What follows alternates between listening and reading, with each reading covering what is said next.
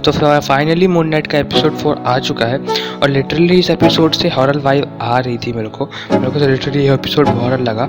और तो और भाई इस एपिसोड में बहुत सारे डिटेल्स, हिडन डिटेल्स तो नहीं मिली, बट हाँ कुछ तो हिडन डिटेल्स हैं और इस एपिसोड में थोड़ा हॉरर फील भी आया। तो फिर बिना किसी देरी की वीडियो स्टार्ट करते हैं।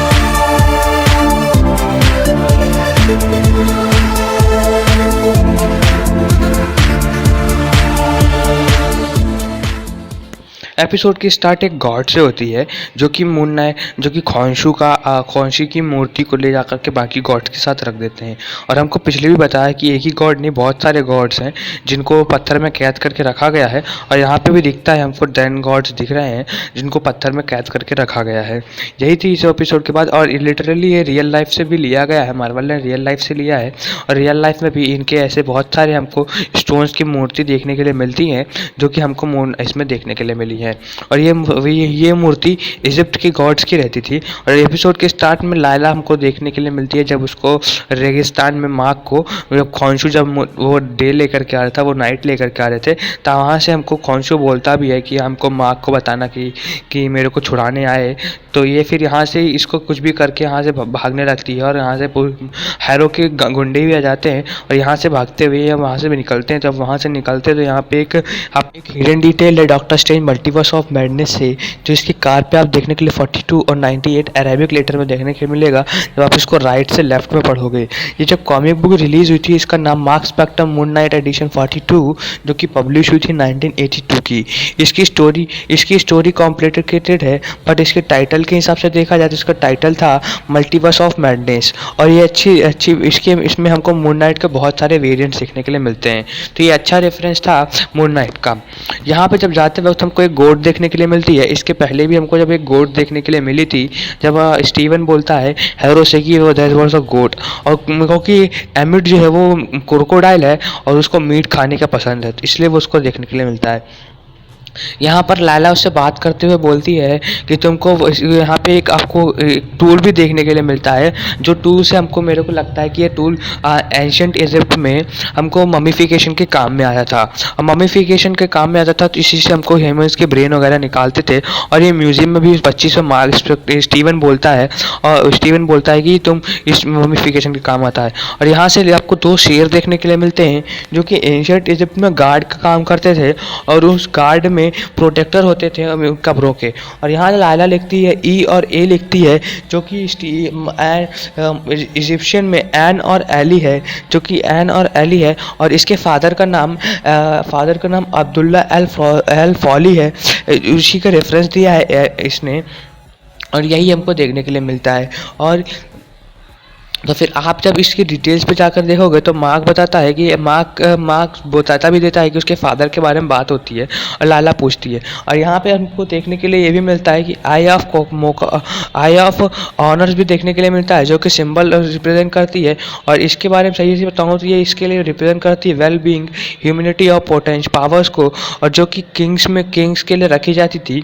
और इसकी आई की पावर बताया इसमें बात करता है वो कि इसकी 6 सेंसेस के बारे में बात करता है कि आई हमको 6 सिंबल्स को रिप्रेजेंट करती है। और उन सिंबल्स के बारे में तो एक पावर को रिप्रेजेंट करती है।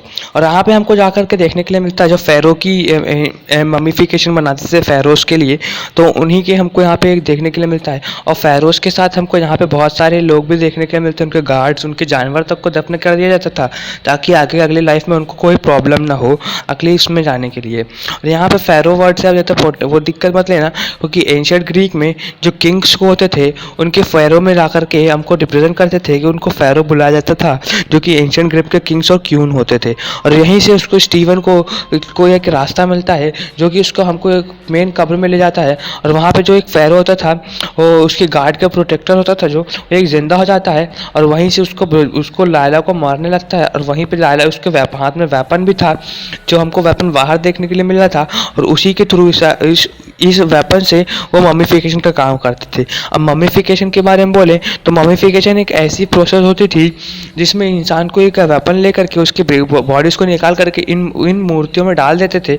और वो मूर्ति हमको यहाँ देखने के लिए भी मिलती है जिनमें उनके बॉडी पार्ट डाले जाते थे। और उन्हीं बॉडी पार्ट्स में से एक बींग आता है बाहर और उसी में लायला को पकड़ लेता है और कुछ भी करते हुए लायला उसको मार देती है और वहीं से वो लायला निकल जाती है। और जब लायला निकल जाती है तो यहाँ से उसको हैरो मिलता है यहीं पे, और हैरो आकर के इसको लायला से बताता है, बात करते हुए बताता है कि तुम्हारे फादर की डेथ कैसे हुई थी। और यहीं पे जब फादर की डेथ के बारे में बताता है लायला इमोशनल हो जाती है और मार्क से आकर के पूछने लगती है तुम बताओ तुम्हारे फादर को कैसे बुलाया। और यहाँ पे जब वो इसको बताने लगती है तो ये सीन पूरा का पूरा कॉमिक बुक से लिया गया था। और ये कॉमिक बुक में जब लिया जाता है तो यहाँ से पूछती भी है तो वो बताता भी है कि मेरा एक फ्रेंड था जो कि बुशमैन नाम का, रॉयल बुशमैन नाम का। और ये कॉमिक बुक में हमको देखने के लिए भी मिलेगा कि जो रॉयल बुशमैन था उसने बहुत सारे एंशियंट ग्रीक के ट्रैवलर्स को अपने सोने की गोल्ड के लालच के कारण बहुत सारे लोगों को मार दिया था। और यहाँ स्टीवन बताता भी है कि तुम अगर साथ में होती तो, लेकिन बट कॉमिक बुक में ऐसा होता है कि लायला भी साथ में रहती है और वो मार्क को भी मार देता है और यहीं से मार्क को पावर मिलती है मून नाइट के, क्योंकि बहुत सारे जो ग्रीक के लोग होते हैं वो लेके जाते हैं। और यहाँ से मार्क को एक कब्र मिलती है जहाँ पे वो बताता भी है टूथमिथ और नेफरिटी का जिक्र करता है और ये बोलता है जिसमें से टूथनी की हमको कब्र मिल जाती है बट नेफरिटी की कब्र नहीं मिलती है। और वहीं पे वो जाकर के बोलता है कि नेफरिटी की कब्र है।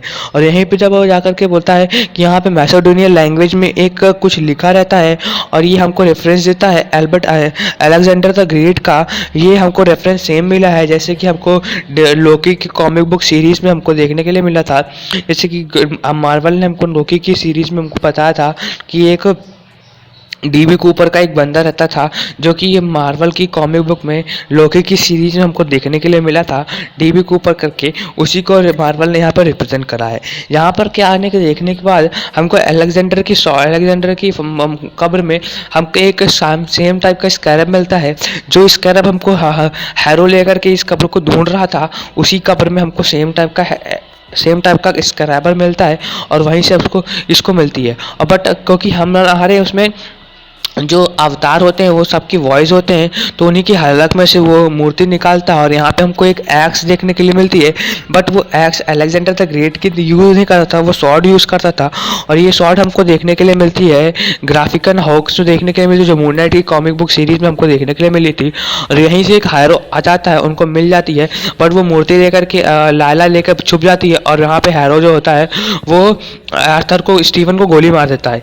ये सेम सीन हमको देखने के लिए मिला था मार्क जब शूटिंग करता है, वो मेरे को सेम लगा गिल्टी नो से में देखने के लिए मिला था और उसी टाइप का मेरे को देखने के लिए मिला।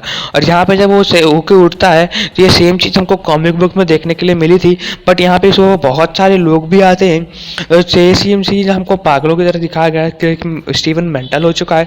ये सेम चीज़ मेरे को जोकर की तरह लगा, मतलब जोकर की जिस तरह बताया गया था उस तरीके से मेरे को जोकर का रुख लगा कि जोकर को बताया गया है। और यहाँ पे ये सब लोग मिल करके स्टीवन को रियलाइज़ करवाते हैं। और ये सेम चीज़ कॉमिक बुक से मैंने बताया कि रिलीज की ली गई थी बट वहाँ पे कॉमिक बुक में क्या रहता है कि वो वहाँ पे जो बहुत सारे उसके जो डॉक्टर यहाँ पे जो डॉक्टर होती है वो एमिट ही होती है, डॉक्टर एमिट होती हैं। और वो बताती उसको स्टीवन को रियलाइज़ करवाना चाहती थी कि तुम जो है तुम मेंटल हो, तुम पागल हो चुके हो और तुमको यहाँ पे कब्र करके रखा है। बट वो कब्र मतलब वो कैद नहीं रहना चाहता था, वहाँ से भाग जाता है। वहाँ से उसको पता चलता है कि एक पॉकेट डायमेंशन में वो कैद रहता है और उसी के बारे में वो बात करता है। तो ज़्यादा तो कॉमिक बुक की बात नहीं करूँगा मैं, बस यही रहता है।